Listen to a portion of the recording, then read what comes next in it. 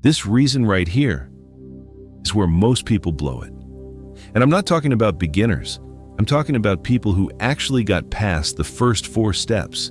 They had the goal, they had the plan, they were executing, and then life happened. Maybe you missed a week of workouts because you got sick. Maybe you ate like an absolute disaster on vacation.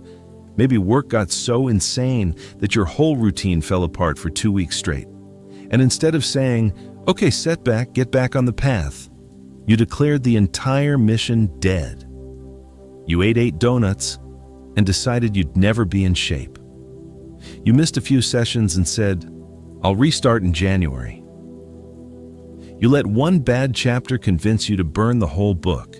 This is called throwing the baby out with the bathwater, and it is one of the most self-destructive habits a disciplined person can develop, because a missed day is just a missed day. A missed week is just a missed week. Neither of those things erases the progress you made. Neither of them means you can't continue. They're speed bumps, not stop signs. Let me be very real with you about something. Incremental progress is the only kind of progress that is real. You cannot cram for fitness. You cannot spend one weekend grinding and come out the other side with a six-pack. You cannot binge study your way to a black belt in jiu-jitsu in 2 weeks. The only path to anything worth having is consistent, boring, incremental action over a long period of time, which means the path is long. And on a long path, you are going to stumble multiple times. That is part of the deal. That is not a bug in the system. That is the system. The people who win aren't the ones who never fall off. They're the ones who get back on the path faster. They miss a day, and they're back the next day. They have a bad week, and they restart Monday.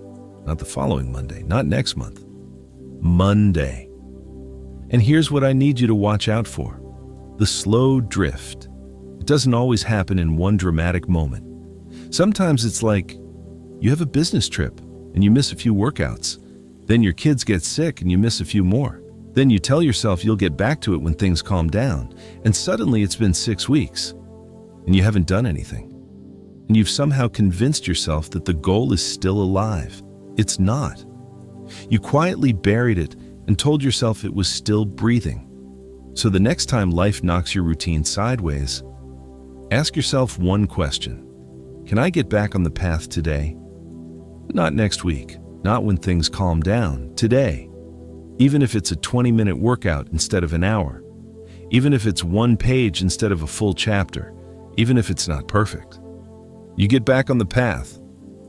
You don't torch the path because you tripped on it.